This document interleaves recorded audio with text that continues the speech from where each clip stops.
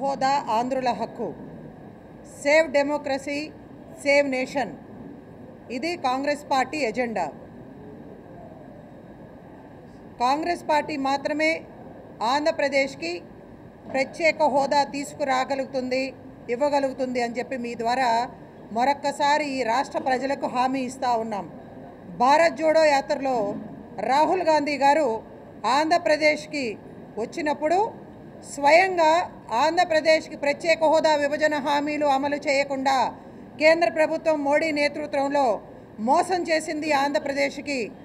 ఆయనతో అంటకాగుతూ తెలుగుదేశం పార్టీ కానీ అదేవిధంగా ఇప్పుడు ముఖ్యమంత్రి జగన్మోహన్ రెడ్డి కానీ నాటకాలు ఆడుతూ ఉన్నారు. ఇద్దరూ కూడా కేంద్ర ప్రభుత్వాన్ని ప్రశ్నించే పరిస్థితుల్లో లేరు అని చెప్పి చాలా స్పష్టంగా తెలియజేయదలుచుకున్నాం.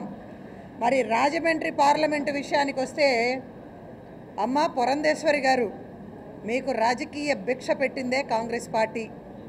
10 సంవత్సరాలు కాంగ్రెస్ పార్టీలో కేంద్ర మంత్రిగా పెత్తనం చలాయించి సోనియా గాంధీ గారు మీకు ఎంతో ప్రాధాన్యత ఇచ్చి ఎక్కడ అంతర్జాతీయ స్థాయిలో సమావేశాలు జరిగినా కూడా మిమ్మల్ని గౌరవించి ఆ సమావేశాలకు పంపిస్తే తర్వాత కేవలం రాజకీయ స్వార్థ ప్రయోజనాల కోసం నీ ఆస్తులు కాపాడుకోవటం కోసం కన్న తల్లి లాంటి కాంగ్రెస్ పార్టీని మోసం చేసి బయటకు వచ్చి సిగ్గు లేకుండా భారతీయ జనతా పార్టీలోకి వెళ్ళి ఏమి సాధించావు నువ్వు అని ప్రశ్నిస్తూ ఉన్నాం.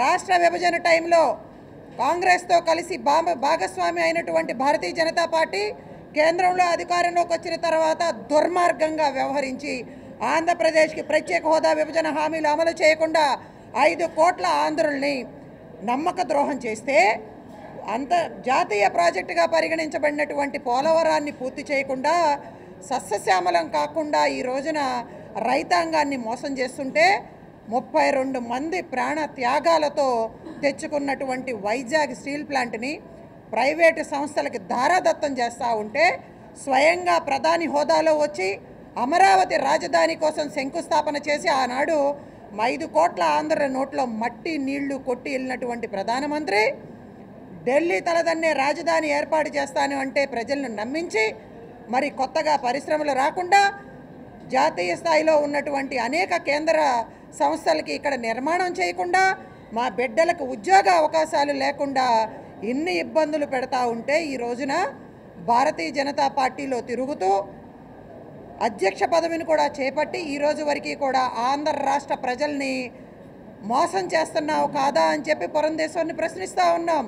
ఈ రోజున ఆంధ్రప్రదేశ్ ద్రోహులుగా పురంధేశ్వరే కాదు, పురంధేశ్వరితో పాటు జతకట్టినటువంటి చంద్రబాబు నాయుడు, పవన్ కళ్యాణ్, అదేవిధంగా ఇప్పుడు అధికారంలో ఉన్నటువంటి జగన్మోహన్ రెడ్డి 25 మంది ఎంపీలని ఇవ్వండి, కేంద్రంలో ఎవరు అధికారంలో ఉన్నా సరే మెడలు వంచి ప్రత్యేక హోదా తీసుకొస్తానని చెప్పి యువతను మోసం చేసి ఇప్పటికీ కూడా కేసులకి భయపడి తన కుటుంబ సభ్యుల్ని స్వయంగా బాబాయిని చంపినటువంటి కుటుంబ సభ్యుల్ని కాపాడుకోవటం కోసం రాష్ట్రాన్నంతా కూడా దాచుకునే ఎజెండాగా పనిచేస్తూ ఉంటే హోంశాఖ మంత్రి అమిత్ షా గారు స్వయంగా వైజాగ్ వచ్చినప్పుడే చెప్పాడు, ఆంధ్ర రాష్ట్రంలో ఉన్నటువంటి మంత్రులు అంటే వైసీపీ నాయకులు అవినీతికి పాల్పడతా ఉన్నారు అని చెప్పి రీసెంట్గా అలయన్స్ ఏర్పడిన తర్వాత చిలకలూరుపేటలో స్వయంగా ప్రధానమంత్రి మోడీ గారే మాట్లాడాడు, ఆంధ్రప్రదేశ్లో ఉన్నటువంటి ముఖ్యమంత్రి మంత్రులందరూ కూడా అవినీతికి పాల్పడతా ఉన్నారు అని చెప్పి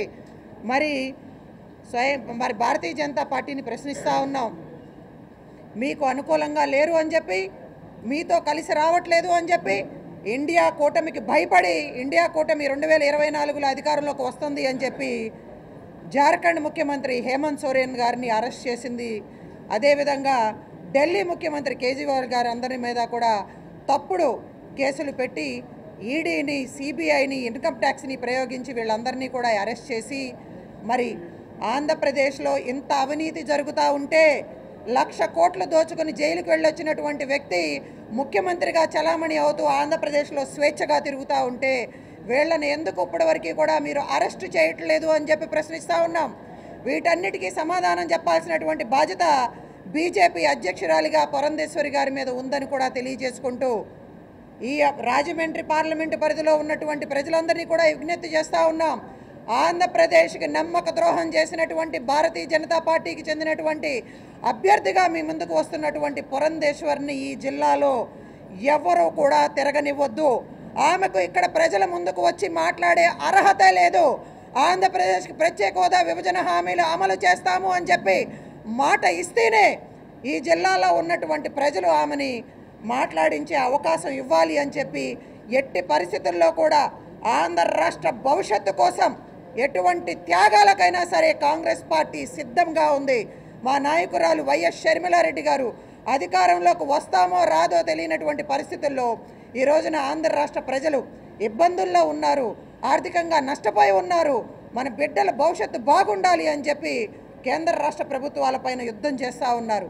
మేమందరం కూడా సైనికుల్లాగా ఆమె వెంట నడుస్తూ రాహుల్ గాంధీ గారు ఇచ్చినటువంటి మాటని నిలబెట్టడం కోసం మేమందరం కూడా కేసులకి భయపడకుండా అధికార పార్టీ చేస్తున్నటువంటి దుర్వినియోగం అంటే తప్పుడు కేసులు పెట్టినా మమ్మల్ని ఎన్ని ఇబ్బందులు పెట్టినా కూడా లెక్క చేయకుండా రాహుల్ గాంధీ గారు ఇచ్చిన మాట 2024లో ఇండియా కూటమి కాంగ్రెస్తో కలిపి అధికారంలోకి వచ్చిన వెంటనే మొట్టమొదటి సంతకం ప్రత్యేక హోదా కోసమే అని చెప్పి ఆయన ఇచ్చిన మాటను తీసుకుని మేము ప్రజల్లోకి వెళ్తూ ఉన్నాం. అందుకే రాష్ట్ర ప్రజలారా గమనించండి, మీరందరినీ కూడా విజ్ఞప్తి చేస్తూ ఉన్నాం. రాహుల్ గాంధీ గారికి ఒక్క అవకాశం ఇవ్వండి. ఈ రాష్ట్ర భవిష్యత్తుని కాపాడేది, ఈ రాష్ట్ర అభివృద్ధి చేసేది కాంగ్రెస్ పార్టీ మాత్రమే అని చెప్పి మీ అందరికీ విజ్ఞప్తి చేస్తూ భారతీయ జనతా పార్టీతో అంటకాగుతున్నటువంటి తెలుగుదేశం పార్టీని ఒక బ్రోకర్లా వ్యవహరిస్తూ ఆంధ్ర రాష్ట్ర ప్రయోజనాలను మోడీ కాళ్ళ దగ్గర తాకట్టు పెట్టినటువంటి పవన్ కళ్యాణ్ని ఇప్పటి వరకు కూడా కేంద్ర ప్రభుత్వాన్ని ప్రశ్నించలేని చేతగాని దద్దమ్మలా వ్యవహరిస్తున్నటువంటి ముఖ్యమంత్రి జగన్మోహన్ రెడ్డికి ఎవరు కూడా ఓట్లు వేయొద్దు అని చెప్పి మీ ద్వారా విజ్ఞప్తి చేస్తూ ఉన్నాం.